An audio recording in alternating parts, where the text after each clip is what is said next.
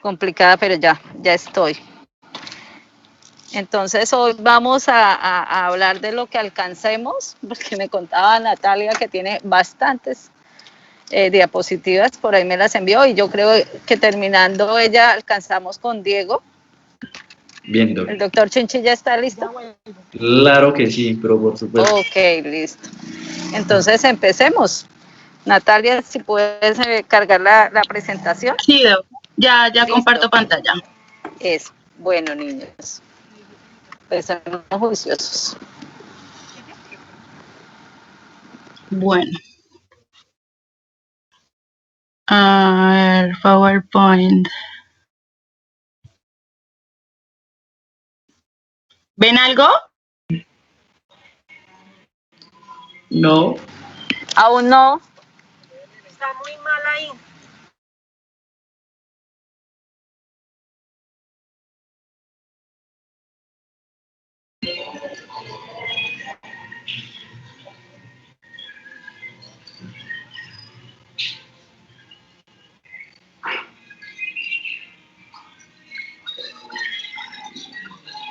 Ya.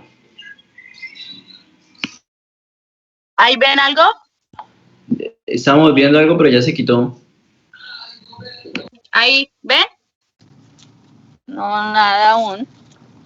Ay. ¿Ven el estrés que me da todas las veces que voy a presentar? No me deja compartir. Pero ahí estabas compartiendo. Porque ahorita se mostró un rato. Ya.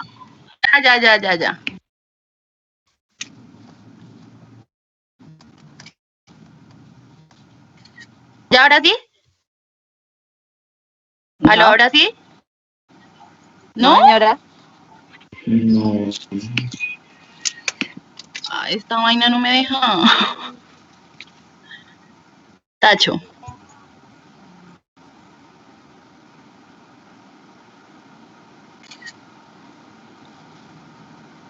Ahí Pero, ya.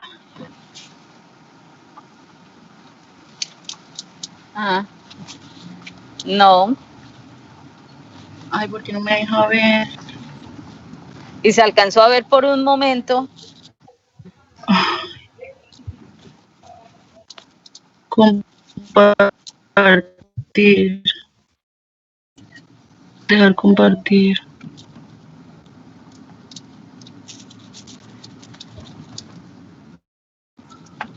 ¿Cómo lo estás haciendo? En compartir pantalla, Doc. Y encargar. Ya mira, entonces.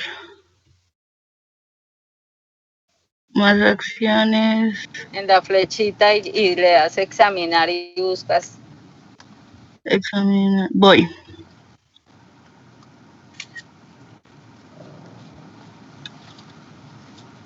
No me. Ah, ya mentiras, espere, ya. Ya encontré la opción. Se demora un poquito, pero Sí. pero te carga ahí. Como está tantica larga. No, pero ya la corté, Doc. Bueno, listo. Alcancé a cortar unas cosas porque pues vi que no eran necesarias. Listo, Natalia.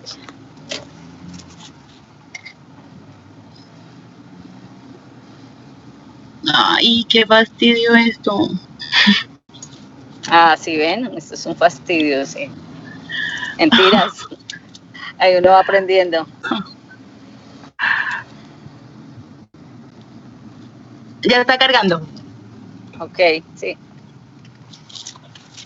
¿Cuáles son los electrolitos de los que nos vas a hablar hoy?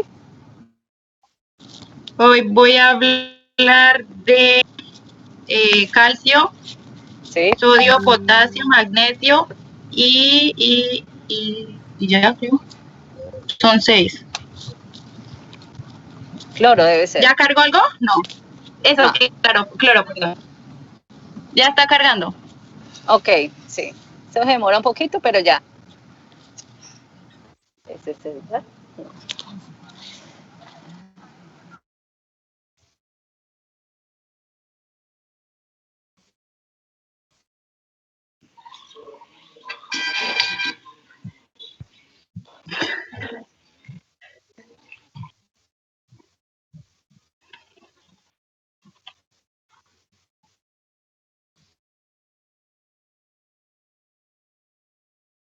Ya. ¿Ahora sí ven? Sí, señora, ya. Listo. Entonces iniciamos con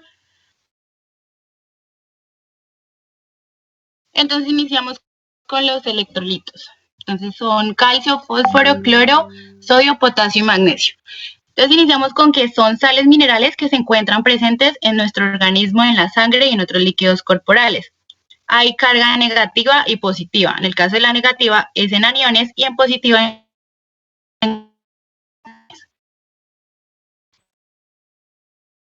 que en una solución conducen pierden mediante hacemos ejercicios. Es una forma de perder electrolitos. Y es necesario reponerlos mediante los líquidos que los contengan, puesto que el agua contiene electrolitos, pero pues en concentraciones bajas, muy inferiores a la del plasma sanguíneo de nuestro organismo. Los electrolitos como sodio, potasio, cloro, magnesio y fósforo son principalmente los responsables de una distribución normal del agua y la homeostasis a través del cuerpo por medio de su efecto en la presión osmótica. Estos electrolitos también juegan un papel esencial en el regular el corazón y la función muscular, manteniendo el pH y participando en otras reacciones bioquímicas importantes. Bueno, ahora sí empezamos explicando. El primer no me deja pasar, no mentiras ya. El primer electrolito que encontramos es el calcio, el cual es un macroelemento mineral más abundante del cuerpo. La mayor parte de este reside en los huesos y en los dientes. Los niveles normales en sangre se mantienen a través de la acción de la hormona paratiroidea, riñones e intestinos. El valor normal en adultos es de 4,5 a 5,5 mil equivalentes sobre litros. Sus funciones es dotar de estructura y rigidez a los huesos, permite la contractibilidad de los músculos, la transmisión de los nervios cerebrales al resto del cuerpo y la circulación de la sangre o la producción de hormonas y enzimas para distintas funciones del cuerpo. Ahora encontramos los alimentos ricos en calcio, que son la leche, el yogur, el queso parmesano, el sésamo, las almendras y avellanas, la soya, las lentejas, las acelgas, brócolis, espinacas, frutas secas o cítricos. Ahora entramos con la hipocalcemia, el cual es un desequilibrio electrolítico con un nivel bajo de calcio en sangre, como su mismo nombre lo dice. El nivel de sérico de calcio total menor a 2.1 milimol o 8.5 miligramos. Se define hipocalcemia. Un bajo nivel de la sustancia produce problemas neuromusculares y neuropsiquiátricos. Lo que la causa son déficit de vitamina D, insuficiencia renal crónica, déficit de magnesio, alcoholismo, tratamiento con bifosfonatos, ciertos tipos de leucemia o trastornos sanguíneos, y medicamentos y ciertos componentes que se llevan en la dieta. Ahí los síntomas de este son calambres, espasmos musculares, hormigueo en la boca, manos y pies, convulsiones, sudoración excesiva, náuseas y vómitos, cólicos abdominales y en algunos casos crisis de asma. Ahora entramos con la hipercalcemia, que esto ocurre cuando una persona tiene un nivel de calcio excesivo. Aproximadamente entre el 10 y el 20% de las personas con cáncer desarrollan hipercalcemia. Los signos y síntomas de la hipercalcemia pueden oscilar entre no existentes y graves. El tratamiento depende de la causa. Entonces encontramos que los síntomas en los riñones pueden provocar sed excesiva y necesidad de orinar con frecuencia. En caso del aparato digestivo, puede causar malestar estomacal, náuseas, vómitos o estreñimiento. En el caso de los huesos y los músculos, los debilita. Esto puede causar dolor en los huesos, debilidad muscular y depresión. En el cerebro, puede inferir en la forma en la que funciona, lo cual puede provocar una desorientación, letargo y fatiga. En algunos casos puede provocar una depresión. En el caso del corazón, puede inferir en la función cardíaca y provocar palpitaciones y desmayos, los cuales constituyen indicios de arritmia cardíaca u otros problemas de corazón. Ahora seguimos con el fósforo. No, mentiras. Las causas que causan la hipercalcemia. Si no hay suficiente calcio en la sangre, las glándulas paratiroides secretan una hormona que provoca lo siguiente: hace que los huesos liberen calcio en la sangre, hace que el tubo digestivo absorba más calcio y hace que los riñones excreten menos calcio y activen más vitamina D, que cumple un rol fundamental en la absorción de calcio. Estos pueden afectar a las glándulas paratiroides y pueden ser hiperreactivas, puede causar cáncer, otro tipo de enfermedades, también pueden ser de factores hereditarios, puede causar un tipo de inmovilidad, deshidratación grave o reacción a los suplementos o medicamentos. Ahora seguimos con el fósforo. Entonces, el fósforo es un mineral, su biodisponibilidad mejora en presencia de vitamina D, C y proteínas, entre otros. Aunque está presente en cada célula, principalmente el fósforo se encuentra en dientes y huesos, constituye aproximadamente el 1% del peso total de la persona. Dice que la mayoría del fósforo se encuentra en la forma de fosfato, es el anión con carga negativa intracelular de mayor concentración. El 85% del fósforo se localiza en los huesos y dientes, mientras que el 15% restante está distribuido en los tejidos blandos. Ahora dice que el fósforo trabaja con las vitaminas del complejo B, también ayuda con lo siguiente: funcionamiento de los riñones, contracción de músculos, palpitaciones normales y señales nerviosas. Ahora entramos con la hipofosfatemia, que es deficiencia del fósforo. Entonces, dice que es raro que exista un déficit de fósforo, ya que es fácil obtenerlo por la alimentación. Pero si es el caso de que se produjera, provoca alteraciones óseas, alteraciones en la contracción muscular, alteraciones sanguíneas y alteraciones renales. La hipofosfatemia es la concentración sérica de fósforo menor a 2,5 miligramos. Sus causas incluyen alcoholismo, quemaduras, inanición y consumo de diuréticos. Entonces encontramos la etiología. Esta se divide en 4 tipos. El primero es la hipofosfatemia aguda clínicamente significativa. Esta puede ser en ocasiones como fases de recuperación de la cetoacidosis diabética, alcoholismo agudo, quemaduras graves, nutrición parenteral total, alcalosis respiratoria grave. En el caso de la hipofosfatemia aguda grave con concentraciones séricas de fosfato menor a 1 miligramo, esta se debe con mayor frecuencia a la movilización transcelular de fosfato, a menudo superpuesta con depleción crónica de fosfato. La hipofosfatemia crónica suele ser el resultado de una disminución de la reabsorción renal de fosfato. Y por último, la hipofosfatemia crónica grave, esa suele ser el resultado de un equilibrio negativo de fosfato durante un periodo prolongado. Las causas incluyen inanición o mala absorción crónica, ingestión crónica de grandes cantidades de aluminio. Ahora sigue la hiperfosfatemia, que es similar a la toxicidad. Entonces dice que el aumento de los niveles de fósforo en sangre se conoce como hiperfosfatemia, que es mayor a 5 miligramos. Es menor frecuente que la hipofosfatemia. Por causas dietéticas es poco probable debido a que el riñón elimina eficazmente el exceso de fosfato de la sangre, por eso es menos común. Se da mayormente en personas con insuficiencia renal, hipoparatiroidismo, lisis tumoral o administración exógena. Encontramos que su etiología, o sea, la causa habitual de esta es la reducción de la excreción renal de fosfatos. La insuficiencia renal avanzada reduce la excreción en forma insuficiente para aumentar el nivel de fosfato sérico. Los defectos en la excreción renal de fosfatos y insuficiencia renal también se observan en un pseudohipoparatiroidismo.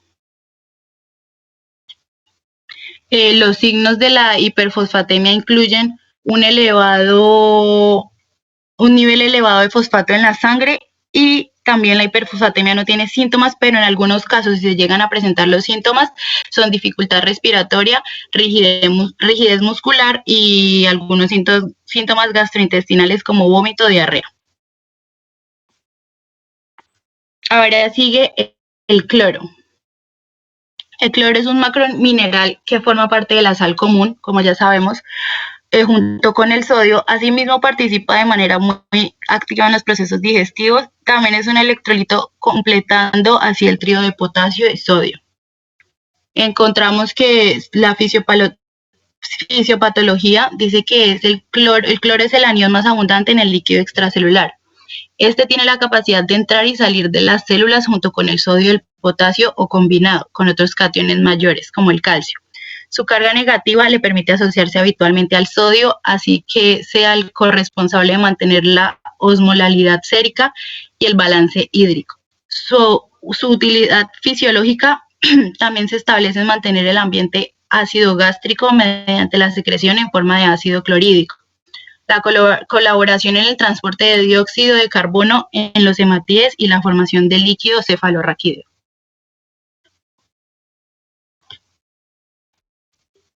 Ahora dice que las funciones del cloro es participar en el equilibrio osmótico, es decir, concentración de sustancias adentro y fuera de la célula, forma parte del ácido clorhídrico gástrico que participa en la digestión e interviene en la digestión de las grasas. Ahora encontramos la hipocloremia, el cual ocurre por una ingesta deficiente, falla en su mecanismo regulador o aumento de su excreción. Es un trastorno hidroelectrolítico en el que existe un nivel anormalmente bajo de ion cloro en la sangre. El rango plasmático normal de cloro oscila entre 95 y 105 milequivalentes, por lo que se considera hipocloremia valor inferior a 95. El déficit de cloro produce un desequilibrio electrolítico que afecta la homeostasis del organismo.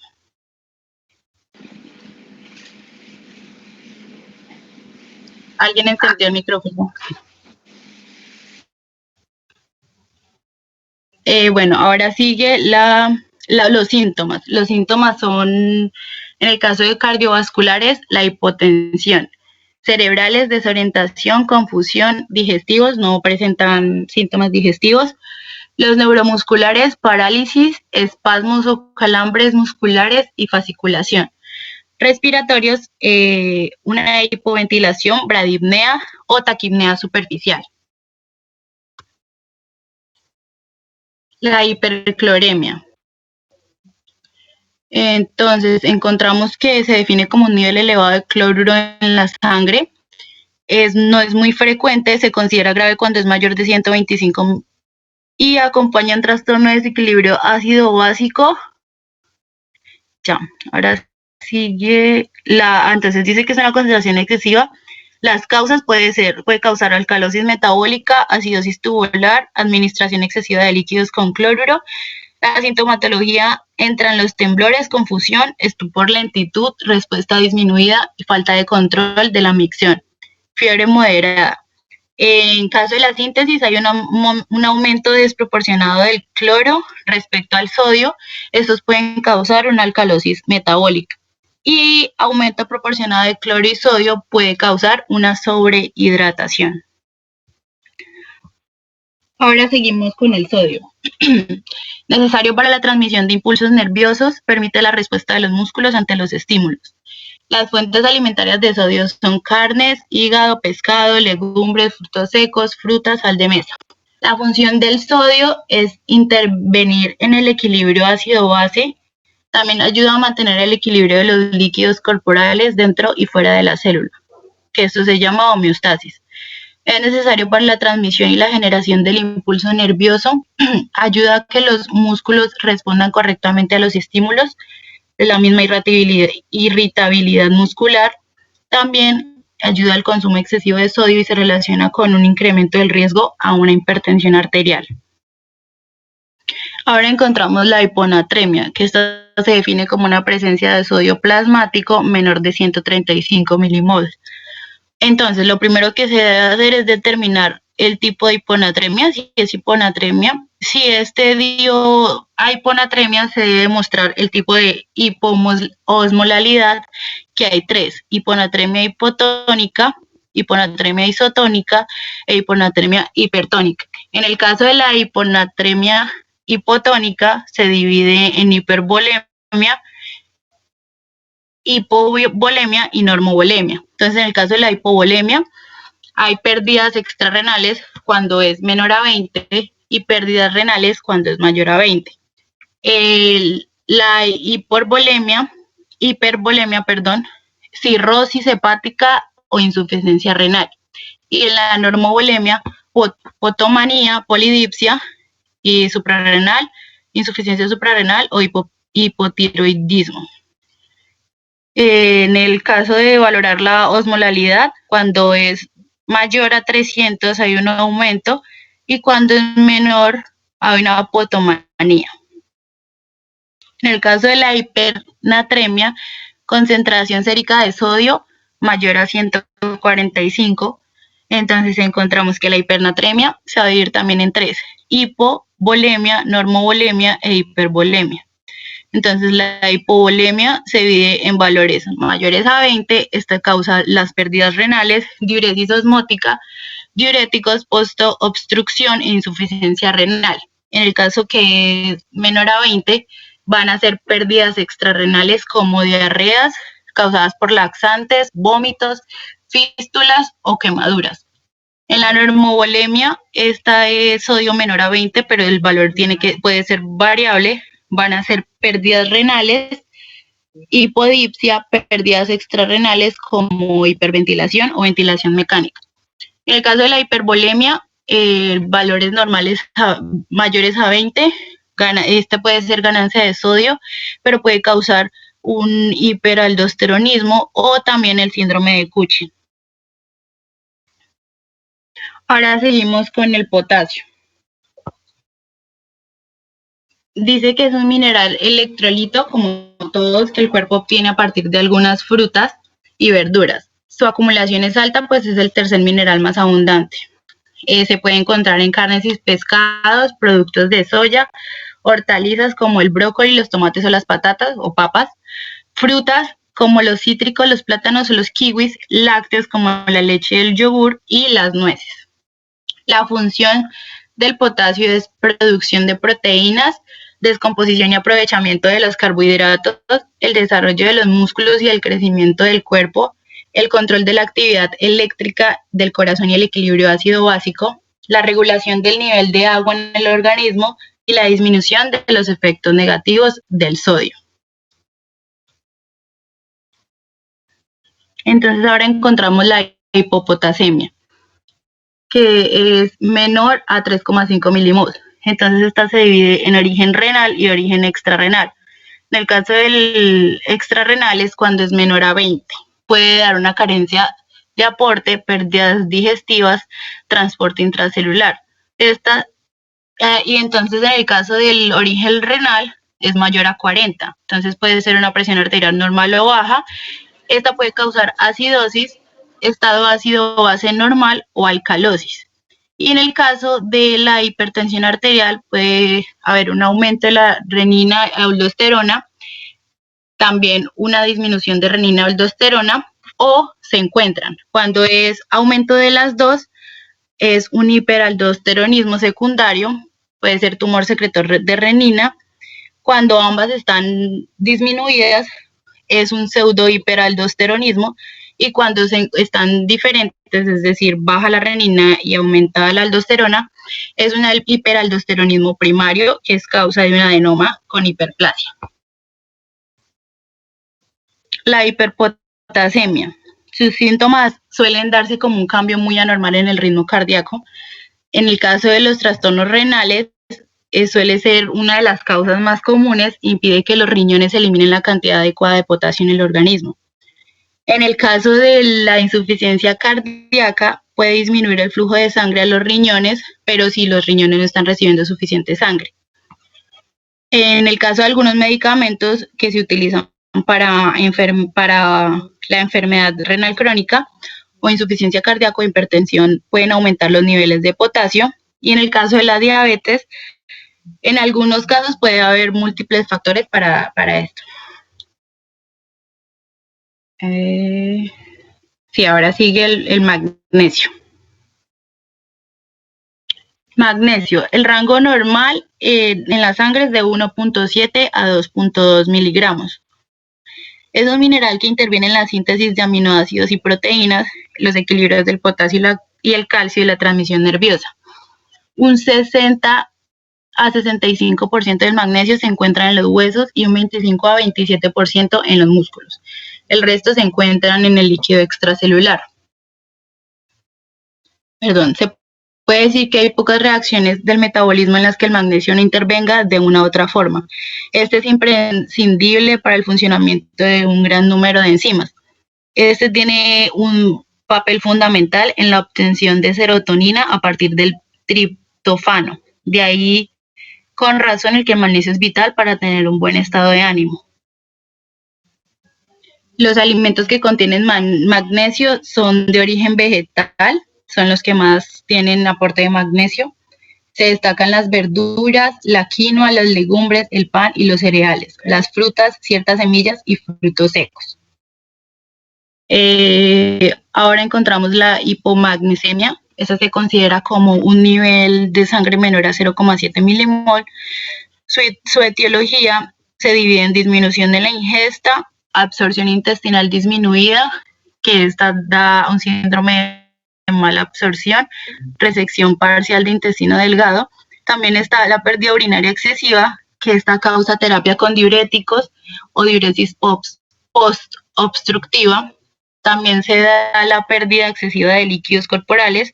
Esa puede ser causa de una obstrucción nasogástrica prolongada, diarreas severas o uso excesivo de purgantes y también una pancreatitis. La magnesemia es una concentración sérica mayor a 2,6 miliequivalentes. Es un trastorno hidroelectrolítico en el que hay un nivel anormalmente elevado de magnesio en la sangre. Se debe habitualmente al exceso de este elemento en el cuerpo. Ocurre raramente, pero solo en los casos en los que el riñón no es del todo efectivo en excretar el exceso de magnesio. Entonces, hipermagnesemia es causada por enfermedad renal aguda o crónica o por un aporte de magnesio. En el caso del aporte de magnesio puede ser administración de dosis farmacológicas de magnesio, uso de laxantes o de enemas que contengan magnesio, niños nacidos de madres tratadas con magnesio por preeclampsia, situaciones de aumento de absorción como obstrucción o enfermedad inflamatoria intestinal.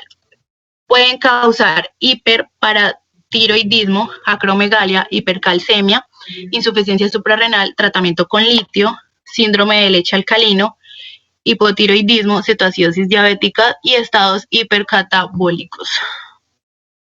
Y ya.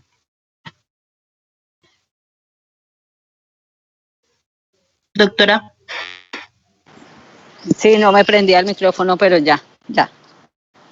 Gracias, Natalia. Bueno, como para preguntarte cómo se miden estos niveles de electrolitos en el cuerpo humano. Se miden hablamos de sangre, ¿cierto? Porque hablabas de los electrolitos en la sangre, pero ¿en qué otros líquidos los podemos medir o qué encontraste respecto a eso?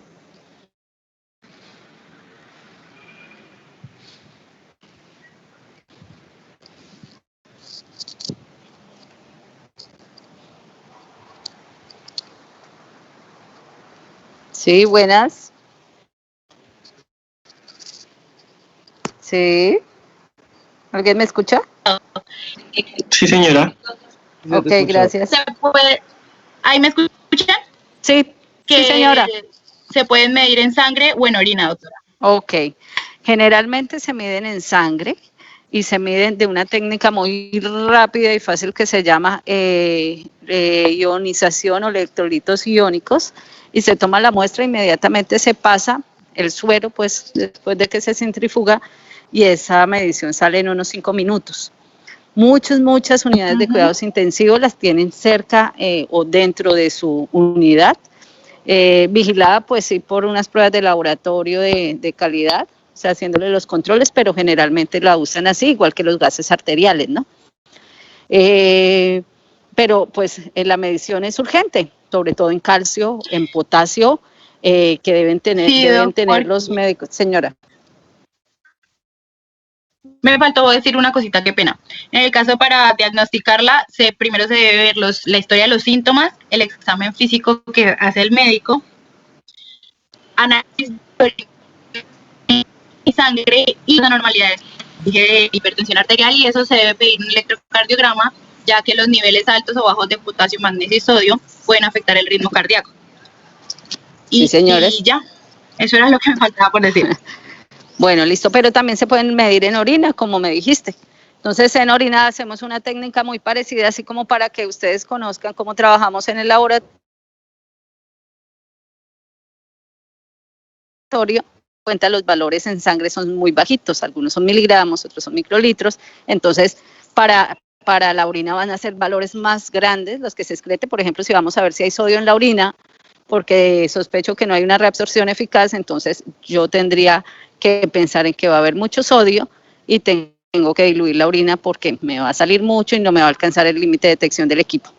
Gracias por los algoritmos, se ven muy chéveres de las diferentes pruebas y por la presentación en total.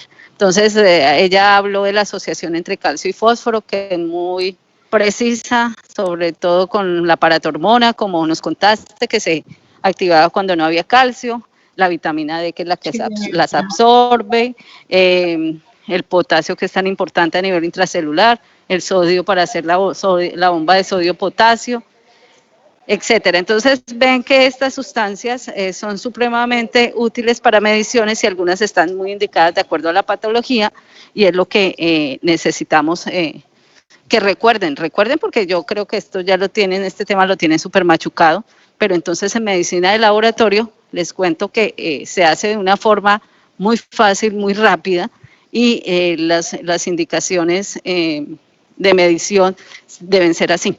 No puedo esperar 2 días para tener un resultado porque no valdría la pena. Necesitamos que en 20 minutos ya esté el resultado, y realmente así se está haciendo. Entonces, muchas gracias, Natalia, y seguimos con el doctor Chinchilla. Bueno. Doctora, una pregunta. Señor. Digamos,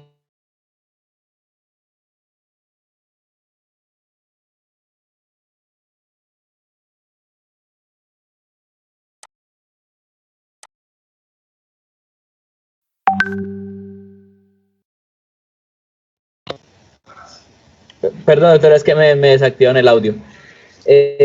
Si tenemos un paciente con deficiencia de estos electrolitos y nosotros se lo reponemos. Perdón, se me fue un momento. Ya, que tienen con deficiencia. ¿Qué pasa? Duan, ¿me escuchas? Es que alguien me está silenciando y me está sacando de la llamada. De por Dios, seamos serios, respetemos. Que le estaba comentando que si tenemos un paciente con deficiencia de electrolitos y no, ¿cuánto es el tiempo que se debería dejar pasar para volver a enviar la prueba diagnóstica? Depende del tipo de deficiencia. Por ejemplo, supongamos que no tenemos calcio porque hay un problema a nivel de la hormona de la tiroides. Entonces, la idea es que se toma tan pronto, o por ejemplo que le van a hacer una resección de esta glándula. Entonces, debemos esperar que al inicio del tratamiento y esperar un tiempo que puede ser diverso, puede ser hasta que el medicamento cause efecto, que pueden ser unos 8 días para volver a hacer mediciones en constancia. Pero si hablamos de potasio, los niveles de potasio y la cantidad de electrolito que le asignen por tratamiento debe ser valorada cada hora al inicio, luego cada 3 horas o diariamente en las mañanas y en la noche. Entonces, listo, vamos a tener diferentes tiempos de medición. Bueno, Duan.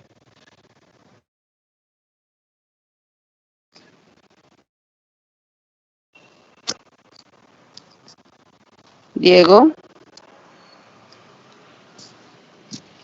Aló. Hola. Sí, señor. ¿Sí? ¿Se ve? Es que no sé si se ve o no. Estás compartiendo tal vez la pantalla donde está la clase. Acá. Ahora sí. Sí, Ah, señor. bien. Función cardíaca. Bueno, pues voy a hablar acerca de la función cardíaca, pero de las enzimas, pero Sí, más señor. todo, la función cardíaca, mioglobina, troponinas, seca, fosfoquinasa MB. Listo. Bueno, estas enzimas cardíacas van a ser importantes pues porque nos van a indicar el daño cardíaco. Las que me correspondieron fueron la mioglobina, la creatincinasa o la creatincinasa miocárdica, que es más específica, CKMB, y las troponinas cardíacas, que van a ser 3, pero de interés son la troponina I y la troponina T. Bueno, la mioglobina pues es una hemoproteína citoplasmática. Esta pues va a ser encargada también del transporte de oxígeno y pues va a tener un papel importante en el músculo. Cerca del 2% de esta se va a encontrar en el tejido de la masa cardíaca y esquelética, pero va a estar ausente en el músculo. La mioglobina va a ser un indicador de diagnóstico de infarto agudo miocárdico, pero no va a ser específica. ¿Por qué? Porque aparte de encontrarse en el corazón, pues se va a encontrar en todo el músculo esquelético. Entonces, pues las otras lesiones o incluso el ejercicio extremo, pues van a conducir a un sesgo porque pues van a estar elevadas y no nos puede decir que ese paciente como tal tenga un infarto porque puede tener cualquier otra lesión muscular. La principal ventaja de esta mioglobina es que va a ser una de las primeras enzimas que se van a elevar en el caso de un infarto agudo de miocardio. Aquí tenemos pues el tiempo en horas, que por ahí en la segunda, tercera hora, esta enzima ya va a poder ser detectable en la sangre, la mioglobina. Ahora pues vamos a hablar sobre las troponinas cardíacas. ¿Qué son las troponinas cardíacas? Las troponinas cardíacas van a ser un complejo de troponinas que van a estar sobre la miosina. Acordémonos que para que el músculo se contraiga y todo eso, la miosina tiene que unirse junto con la actina para así lograr la contracción. Este complejo de partículas, de moléculas, las troponinas, que son estas que vamos a observar acá, lo que van a hacer es que van a evitar que la miosina se una a la actina y por ende cause la contracción. Entonces las troponinas van a estar aquí y se van a activar a través de los iones de calcio, que pues van a tener un papel importante en la contracción y demás. Entonces cuando llega el calcio, las troponinas se van a mover y van a permitir que se arme este complejo para que se dé la contracción. Pues la troponina va a ser un complejo de 3 proteínas reguladoras. Vamos a encontrar la troponina T, la troponina I y la troponina C. La troponina C pues va a estar en una estructura igual en el músculo esquelético y cardíaco, pero la troponina I y la troponina T pues van a presentar en el músculo cardíaco, van a presentar una secuencia de aminoácidos específicas y van a expresarse exclusivamente en las células miocárdicas. Es decir, que esto nos va a dar una cardioespecificidad. A nosotros no nos va a servir medir la troponina C porque pues va a estar en todo el músculo esquelético y no va a ser específico. Entonces pues acá tenemos la actina y los complejos de troponina. Bueno, ¿para qué nos van a servir las troponinas? Obviamente pues nos van a indicar el daño miocárdico y por lo tanto nos van a indicar cuando hay un infarto del miocardio. Estas troponinas pues van a estar presentes en las miofibrillas acá del 94 al 97%, pero también va a haber una fracción, una parte de esas troponinas que van a estar libres en el citoplasma. Esa fracción va a variar del 3 al 6%. Entonces esto va a explicar por qué tan pronto hay un daño en el músculo del miocardio o hay una interrupción de la membrana del miocardiocito, pues estas troponinas que están en la parte citoplasmática pues van a salir de una vez al torrente y van a poder ser detectables cuando se haya un daño miocárdico. Las troponinas van a ser más específicas que la CKMB. Más adelante explicaré. Las técnicas para medir el nivel de troponinas pues van a ser inmunoensayos de anticuerpos monoclonales, inmunoensayos ligados a enzimas y técnica cualitativa de anticuerpos monoclonales. Entonces pues ya sabemos, vamos a tener 3 troponinas, troponina C, troponina I y troponina T. Nos van a interesar la troponina I y la troponina T porque van a ser exclusivas de daño miocárdico. ¿En cuánto tiempo van a poder ser detectables estas troponinas? Van a ser detectables a partir de las 4 a 8 horas. La troponina T va a tener un pico de su concentración de 12 a 18 horas y la troponina T va a tener un pico a las 12 horas. Y lo que va a variar una a la otra básicamente es que la troponina T va a durar más y va a ser más detectable en la sangre hasta 14 días y la troponina I hasta los 10 días. Entre los límites de referencia, cuándo saber cuándo es normal, cuándo saber que el paciente está en un infarto, hay varios límites de referencia y pues básicamente eso lo va a definir el laboratorio y dependiendo de de por qué método se haga la determinación de la troponina. Entonces, cuando nosotros pidamos las troponinas, pues aparte del resultado nos tendrán que decir los valores normales y con los valores normales pues uno va pues, a inferir si está elevado o no. Entonces, pues en cuanto a valores, cuándo saber que está elevada va a depender del método que se tenga disponible donde estemos trabajando, donde estemos laborando.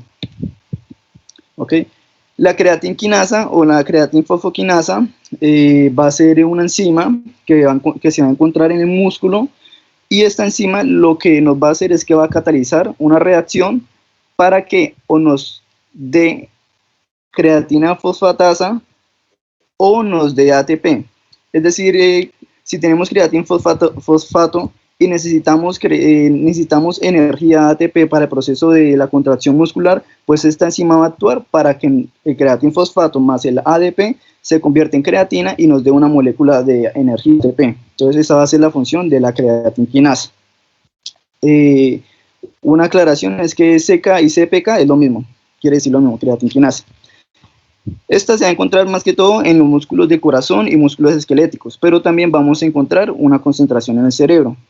El nivel de creatinquinasa va a aumentar dentro de las 6 horas posterior a la lesión, es decir, si tenemos una persona infartada, solamente hasta las 6 horas vamos a poder encontrar esos niveles elevados. Si la lesión es transitoria, el nivel máximo es a las 18 horas y luego vuelve a la normalidad en 2 a 3 días. ¿Cuál va a ser el propósito de la prueba de la CK? Bueno, la CK, como ya sabemos, va a estar en todo el músculo, va a tener unas variaciones que más adelante veremos. Es que esto vamos a encontrar la lesión del músculo, ¿sí? Entonces nos va a servir para encontrar lesión muscular cardíaca como el infarto de miocardio. También nos va a ayudar en el diagnóstico de enfermedades musculares neurológicas o esqueléticas, como lo es la distrofia muscular de Duchenne, porque pues el músculo se va a dañar y todo eso, y pues va a salir la creatinquinasa. También vamos a mirar que se va a usar para la efectividad de la terapia trombolítica usada en terapia del miocárdico. Y esta prueba va a ser específica para lesiones musculares y musculares cardíacas. Por eso es que no nos va a servir del todo. Dentro de la creatinquinasa vamos a tener unas isoenzimas que van a ser más específicas. Vamos a tener la CK1 o la CKBB, que va a ser del cerebro, la CK2 o la CKMB, que va a ser la que se va a encontrar en el músculo cardíaco y en el músculo esquelético, y la CKMM o CK3, que va a ser encontrada en todo músculo. Entonces, por acá tenemos un resumen. Creatinquinasa vamos a tener 3 formas: CK1, CK2 y CK3. La que nos va a interesar pues ahorita va a ser la CK2, que va a ser la que se va a encontrar en el músculo cardíaco. ¿Por qué? Porque pues esta es la que nos va a servir como indicativo de daño miocárdico. Pero también vamos a encontrar que esta CK2 se va a encontrar en el músculo esquelético. Entonces, si tenemos una lesión del músculo esquelético, puede estar un poquitico aumentada la CKMB o la CK2. Bueno, pues acá tenemos una mini tabla de lo que nos podría indicar cada creatinquinasa. La creatinquinasa BB, que es la del cerebro, pues nos puede indicar cáncer cerebral, lesión cerebral por trauma, también infarto del tejido pulmonar porque se va a encontrar también en los pulmones. La CKMB, pues obviamente nos va a indicar el trauma en el corazón, nos va a inflamación del miocárdico, procedimientos quirúrgicos y demás. Y la CKMM nos van a indicar pues el daño o lesiones en todo el músculo esquelético, como la rhabdomiólisis, la distrofia muscular, la miositis. Cuando uno recibe inyecciones intramusculares, la CKMM también se va a aumentar un poco. Bueno, entonces, un resumen, creatinquinasa.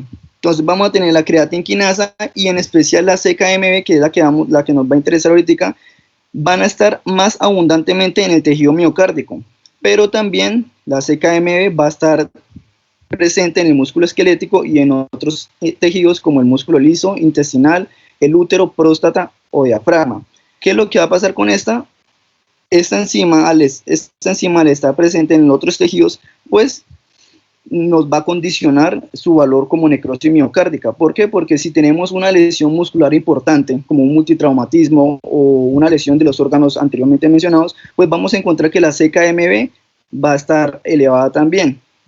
Entonces, pues, solamente la creatinquinasa nos va a servir o nos va a tener valor cuando nosotros no tenemos la troponina disponible en nuestro medio donde estemos trabajando. Si tenemos una sospecha de infarto agudo de miocardio, pues vamos a pedir troponina. Pero si no tenemos troponina disponible, pues vamos a pedir la CKMB. ¿Por qué se prefiere la troponina a la CKMB? Porque la CKMB puede estar aumentada en otros daños y no va a ser tan específica como la troponina. El perfil de la creatinquinasa o la creatinfosfoquinasa es que va a ser detectable a partir de 4 a 6 horas, o sea, obviamente esto va a variar dependiendo de la máquina que lo haga y todo eso, y va a alcanzar un pico a las 12 a 24 horas. Esta se va a volver a poner en su rango normal a los 3 días después de la lesión muscular. Entonces, pues acá tenemos una tabla comparativa entre la troponina y la CKMB, y esto es lo que les quería decir. Si nosotros pedimos una CKMB y hay un daño en el tejido muscular, pues la CKMB nos puede salir elevada, pero la troponina nos va a salir normal. Si pedimos de nuevo CKMB y tenemos un daño en el cerebro o en los pulmones, de nuevo nos puede salir elevada, ¿sí? Lo que nos puede decir que es más selectiva, es más específica la troponina que la CKMB, porque la CKMB se va a elevar con otras patologías. Obviamente, pues en el daño cardíaco vamos a encontrar una elevación en ambas, y la duración es que la troponina T va a permanecer elevada más tiempo que la creatina fosfoquinasa. Entonces, pues por todo lo que he dicho, la troponina T va a ser mucho más sensible que la creatinina quinasa. Entonces, pues siempre vamos a tratar de pedir la troponina T porque pues va a ser más sensible. Si no tenemos troponina T, pues entonces ya pedimos la CKMB. Acá tenemos otro ejemplo, que las ventajas de la troponina sobre la CKMB, que las troponinas van a ser más específicas por el daño muscular miocárdico.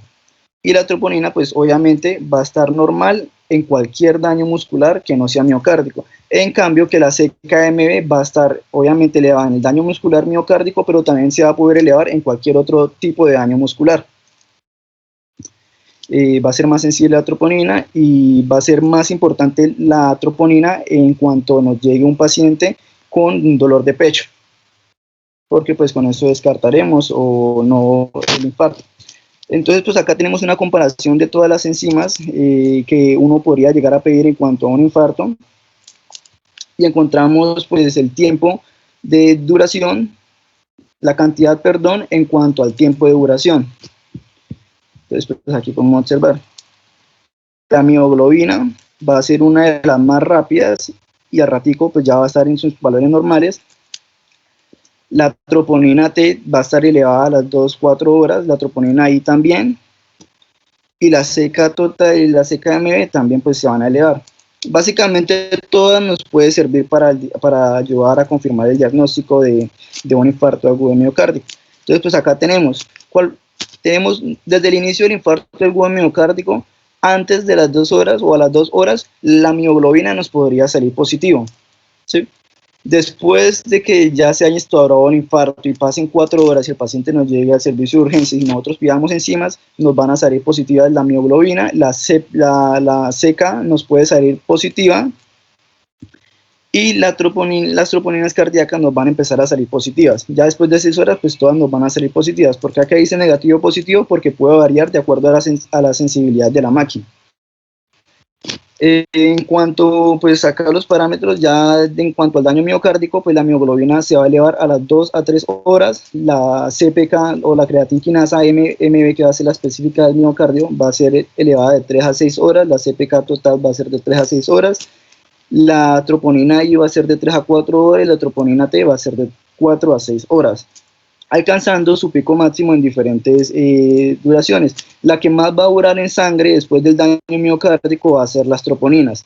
Vamos a encontrar que 7 a 9 días después vamos a encontrar unos niveles elevados aún de las troponinas, mientras que, por ejemplo, en cuanto a la mioglobina, al cabo de un día del infarto, pues ya va a estar normal. Entonces, pues acá podemos volver a mirar lo mismo. Y listo.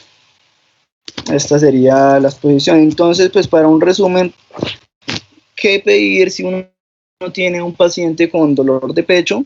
Normalmente pues le llega al paciente, obviamente la clínica uno ya lo va a saber. Si uno tiene la clínica y le pide un electrocardiograma y no tiene elevación del ST y uno tiene dudas de que es un infarto o no, pues vamos a pedir las enzimas cardíacas. ¿Cuál va a ser la enzima cardíaca de elección?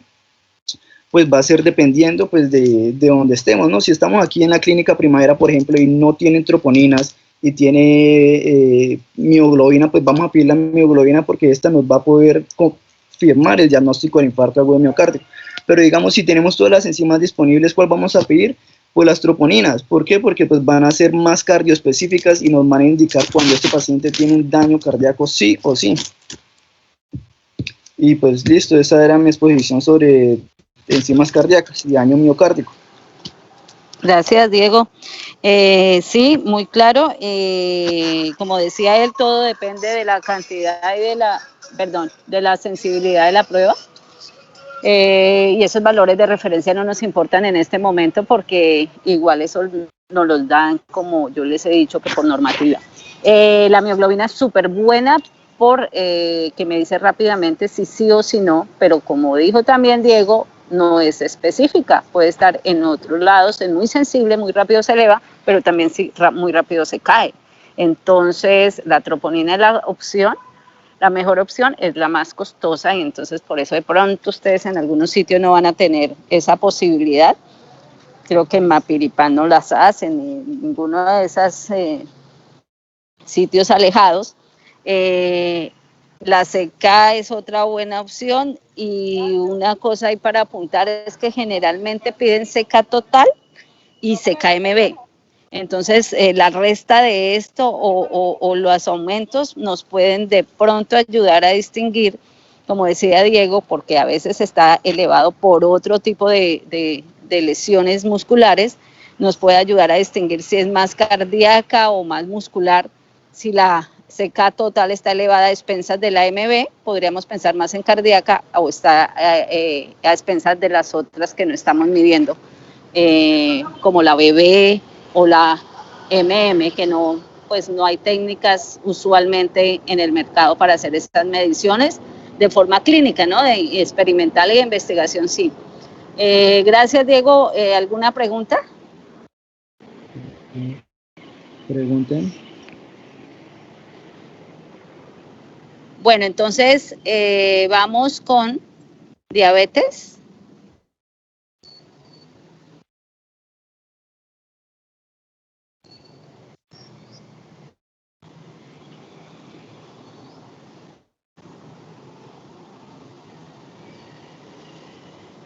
¿Me escuchan? Sí, señora. Sí, señora. Ok, gracias, Juan Carlos. Sí, Doc, sí, te escuchando. Bueno, entonces está lista. Me olvidó. Sí, ya la estoy proyectando, doctora. Ay, mil gracias.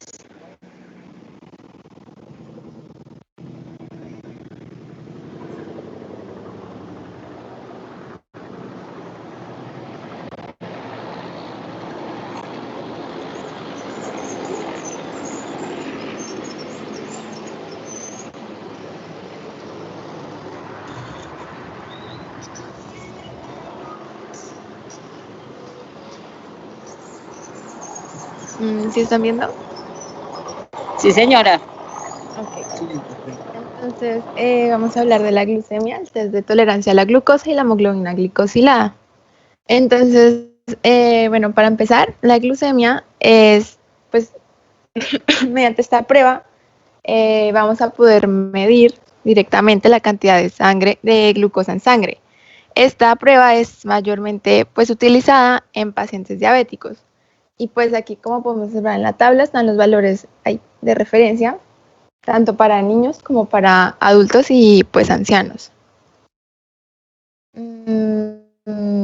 Entonces, para explicar esta prueba, pues recordemos que los valores de glucosa van a ser bajos en ayuno. Entonces, en respuesta, pues se tiene lugar una secreción de glucagón, en las células alfa pancreáticas. Entonces, este glucagón va a descomponer el glucógeno formando glucosa en el hígado, aumentando las concentraciones de glucosa en sangre. Si persiste el ayuno, tanto las proteínas como los ácidos grasos se van a descomponer bajo la estimulación del glucagón y las cifras de glucosa continuarían aumentando. Entonces, los valores de glucosa sabemos que se van a incrementar después de comer. En este momento se va a secretar insulina, que esta va a ser producida en las células beta pancreáticas. Los receptores de insulina, que recordemos que van a estar en el músculo, en el hígado, en células grasas, van a reconocer la insulina, posibilitando la entrada de glucosa en la célula para que ésta sea metabolizada hasta glucógeno, aminoácidos y ácidos grasos. Y pues esta va a disminuir sus cifras. Esta prueba es útil en el diagnóstico de muchos trastornos metabólicos. Sin embargo, los valores de glucosa sérica deben determinarse según la hora del día en la que fue tomada la toma de la muestra. Porque, por ejemplo, si se tiene un resultado de glucosa de 135 miligramos sobre decilitro, esta puede ser anormal si el paciente se encuentra en ayuno, pero este mismo valor se hallaría dentro del rango normal si el sujeto pues ingirió algún alimento dentro de la última hora. Los aumentos de los valores de glucosa serían indicativos de diabetes, pero pues sabemos que existen muchas otras posibles causas de hiperglucemia y pues igualmente la hipoglucemia también tiene diversas causas, como por ejemplo una sobredosis de insulina en pacientes pues con diabetes inestable. Si se sospecha de diabetes a partir de las concentraciones elevadas en sangre de glucosa en ayuno, se pueden pedir pruebas confirmatorias como lo es la prueba de la hemoglobina glicosilada o de tolerancia a la glucosa, que pues más adelante las vamos a definir. Esta prueba está influenciada por factores endógenos, como lo es el estrés, el insomnio, el ejercicio físico, y exógenos, como exceso de algunos medicamentos. Sí. Y por lo que algunos especialistas van a preferir realizar otras pruebas, como la de tolerancia oral a la glucosa, que pues como tal mide la respuesta del organismo frente a la carga de glucosa.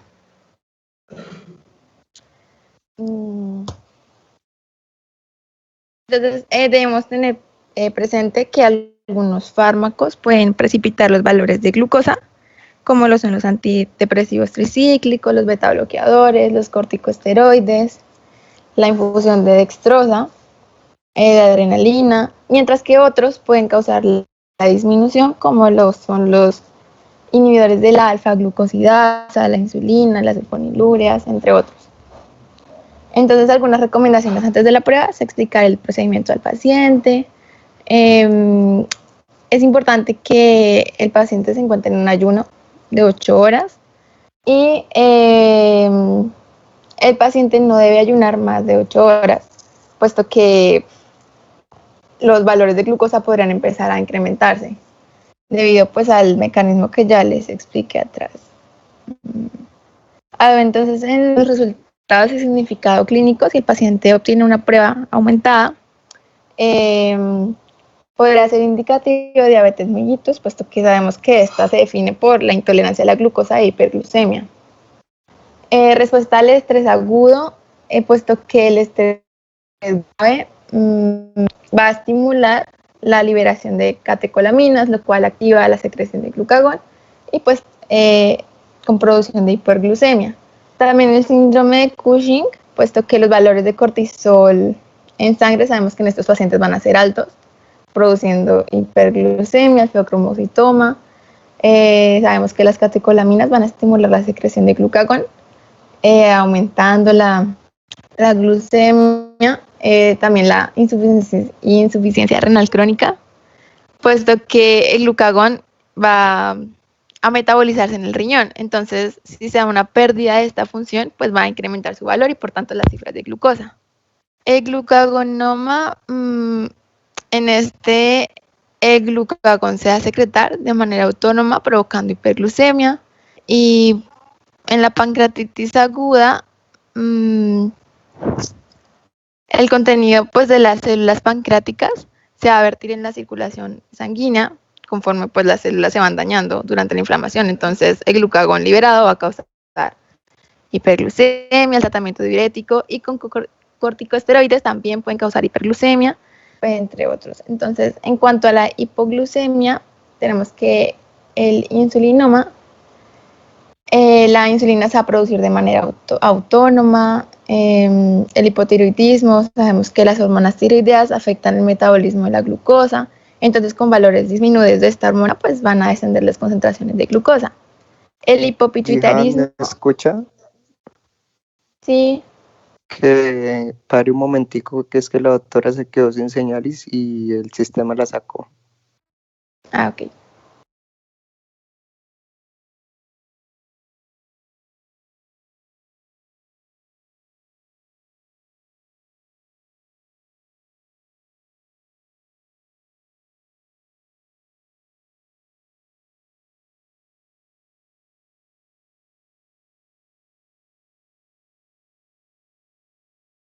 Hola.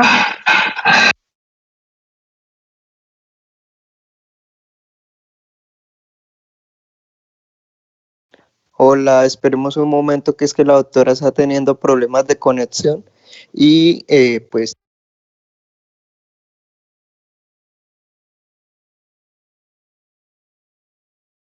la doctora tiene problemas de conexión y Teams la sacó, entonces está intentando